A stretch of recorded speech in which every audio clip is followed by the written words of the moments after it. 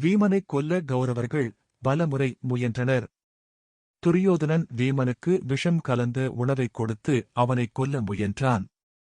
வீமன் மயங்கி விழுந்ததும் அவனை ஆற்றில் வீசினர். ஆனால் வீமன் நாகலோகத்தில் இருந்தவர்களால் காப்பாற்றப்பட்டார். ஒருமுறை வீமன் உறங்கிக் கொண்டிருந்தபோது துரியோதனன் பாம்பைக் கொண்டு தீண்டச் செய்தான்.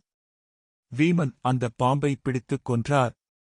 கௌரவர்கள் விளையாடும்போது வீமனைத் தள்ளிவிட்டு அவரை காயப்படுத்த முயற்சித்தனர்.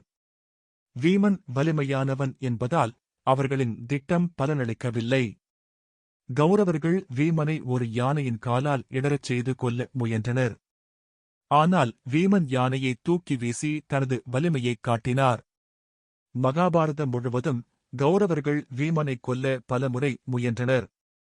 ஆனால் வீமன் தனது வலிமை, புத்திசாலித்தனம் மூலம் ஒவ்வொரு முறையும் உயிர் தப்பினார்.